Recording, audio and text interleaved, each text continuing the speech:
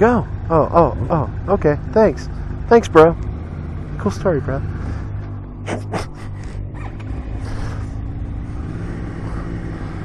I'm not used to this clutch. I'm not used to this bike. Hey, what's going on here, guys? This is the Foxtrot Rider coming with you with a special review video. It's actually a review. I'm going to be reviewing stuff. The first thing I'm going to review is something I'm very fortunate I'm going to review. And it's going to be called a familiar bike people might know. It's called the 2014 Yamaha R1. And let me go ahead and put it to you in retrospect of what this bike is like. In all honesty, I mean, it's not that fast. Woo! Woo! Oh man, that's only in first gear. But yes, this bike, it's a beautiful bike, and I'm gonna have the, like I said, I'm gonna have the fortunate time to actually review this bike. This bike is owned by my friend who's riding my bike, and I've ridden it before. I've ridden it multiple times, but he's actually letting me ride it to review it. I'm very fortunate, and I would like to thank him so very much. He's going to start a YouTube channel, and that's going to be awesome sauce. Oh, man. So, what we're going to be talking about with this bike, and like I said, it's kind of windy today. Sorry if you can hear a little bit of the wind, and sorry if I yell, or it seems like I'm yelling. I have to hear myself talking sometime. So, this bike, what we're going to be going over is going to be going over the power of the bike, the feeling going from a 600 to 1,000, the pros and cons, the look of it, and other odds and ends that we will have during this video. The first thing I want to talk about is the power of this bike. The power of this bike is absolutely ridiculous, because where a 600 for me, the first two gears where all my power is produced, it seems like, all of that is kind of through all these gears. All of these gears are power. Fourth gear, power. It's ridiculous. It is absolutely awesome sauce. The bike is, like I said, very powerful through all the gears. It is a really deep rumble to it. I really love that about the bike. But I've noticed that, especially with the stock exhaust itself is very quiet. And no bullshit, hold on. Okay. There's a funeral. Uh-oh. So the stock exhaust is really quiet for some reason. But it seems like if you're riding the bike, you can hear it. But if you're not, like if I'm on my bike and he passes me on this, I cannot hear it a lot. I can hear it, but I can't hear it as good as that. Like I said, the bike's powerful. The exhaust node for it is beautiful. It doesn't have that whine like a Super Sport. It has that NASCAR sound to it. It's amazing. And he's talking about getting some race baffles put in it and keeping the stock cans. And I have a feeling that is going to sound absolutely wonderful. And I'm really looking forward to that. So, now we've gotten across the power. We know the power. It's 1,000. We know the power. It can go very fast. So, now we're going to talk about, say, going from a 600 to this. Like riding wise. A 600, like I've already covered, has that main power in the first two gears. This has through all the gears, it seems like to me. The only thing about my 600 versus this is that it seems that my bike is a little bit more agile in the corners. I guess I'm not used to riding this, but it seems like if you want to go into a corner and you want to kind of get down a little bit low, the bike has this balance point that it just doesn't want to go any farther. And I mean, I know you can knee drag or you can get down low on an R1. People have done it, but it just seems that it's holding back, and it's not really saying, I'm a leader bike. I'm actually a track bike. I can do this.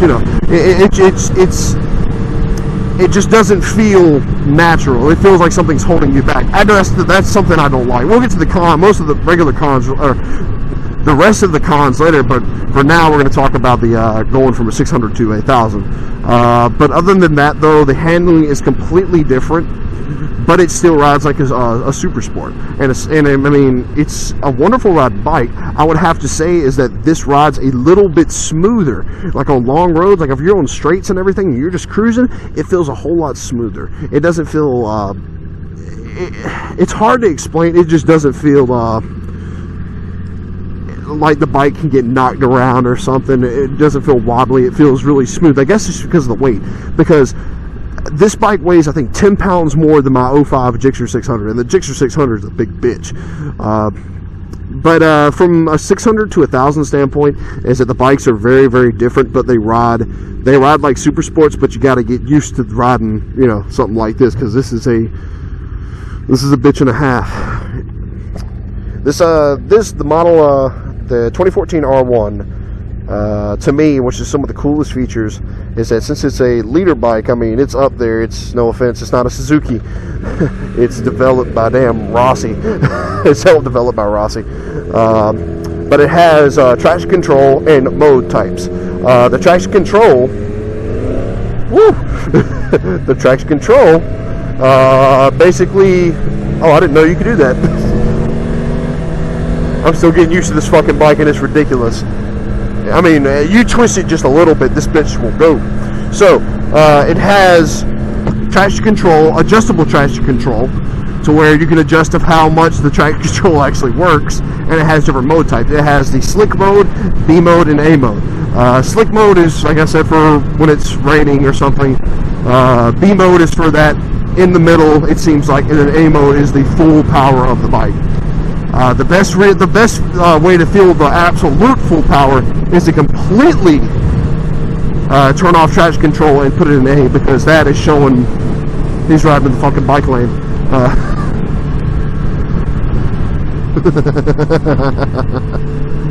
That's the full way how to that's the full way of how to get the full power of the bike, and it really shows, because this bike is, when it comes to power, it's ridiculous. Like I've already stated, I just can't get over it. I might be saying it multiple times, but it is absolutely ridiculous amount of power. So, 600 to 1000, really different depending on the bike. Well, actually, not really depending on the bike. It's really different, but it still rides like a super sport. Another thing I want to tell you, I don't know if I'm so used to my Gixxer, but the clutch on this is very, it feels like it wants to bite really, really late, like really, really in there, and I'm still getting used to taking off on this. The MotoGP shifting's not helping, where it's 1 up, 5 down, because, you know, race bike. Now we're going to start going into the pros and the cons. The pros of this bike. It is a 1000. It's a perfect definition of a 1000. It is a well-structured machine. It has, like I said, it has damn traction control and modes you can actually ride in, and it has a bunch of other stuff on the dash I'll go over later. It's a beautiful bike, just looks-wise. It has a really good amount of curves to it. It's something that you really can't replicate with any other bike. And my friend who's riding the CBR, he says that the front of this bike, if you know what the R1 looks like with the, you know, the not projectors, but the you know what I'm talking about. He says it looks like Batman with his head, or with his eyes going and then I guess the bike, though, is very appealing visually. It sounds good. I know we've already gone over exhaust, but it sounds good for even for stock. It's quiet, but it sounds good. So yes, the model that he got is in a white and blue, and I tell you what, the paint job on this thing is freaking beautiful. It is absolutely just gorgeous. Now, I mean, other than that, it's a well-around bike. You really don't have that many bad things to say about it. But the couple of things I do have to say, I mean, they kind of affected me while riding it. I've already talked about how the bikes in corners just doesn't seem like it wants to get down low. It has like that point where it's like, nah, I'm not going to go any farther. I know you can get it down, but it just doesn't. I mean, that just kind of ruins it. Where my Gixxer, I mean, it doesn't have anything. Well, it's a Gixxer. Still getting used to this MotoGP shifting.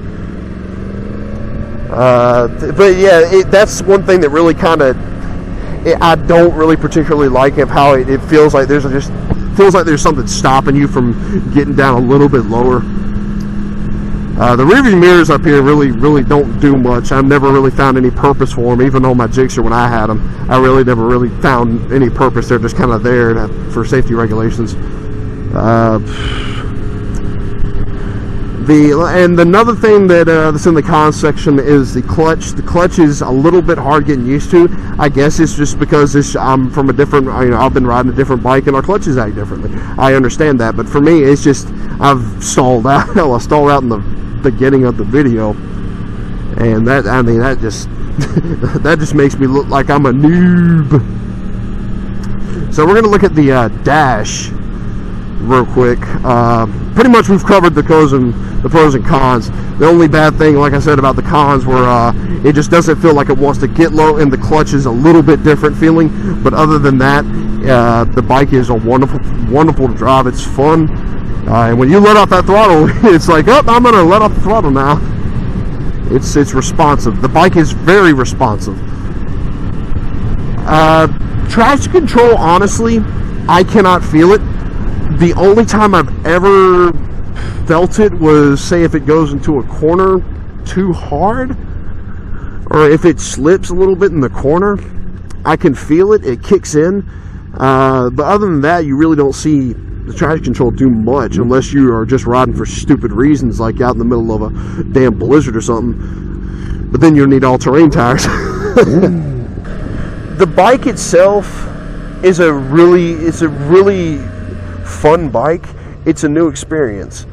I mean, I can't see how people, some people can say, hey, I'm gonna just jump on this bike and there we go. I can ride this bike as my first bike, because hell, I'm having problems just even getting used to it. It's a hard bike to get used to, but when you do, it's a fun bike. I'm a computer. Stop all the downloading. Also, since the man who owns this bike is right there, he's gonna have a YouTube as well. The man who owns this bike, he owns it. That's the main thing. What's the highest temperature it usually gets at before the fan cuts on? About 220, 223. About 223. So the bike runs really hot. Hell, right now I'm sitting here and it's almost at 200 degrees. It's, like I said, it's just a fun bike to ride. It takes some getting used to, but once you get used to it, it's nice. And especially when it's not MotoGP shifting, because, this isn't Valentino Rossi shit right here. We're just riding. But, screw it. Who cares? He's got YCCT and velocity stacks.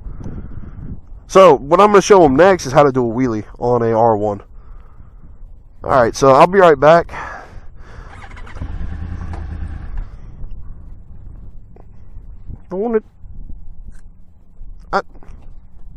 Fuck you guys. Later.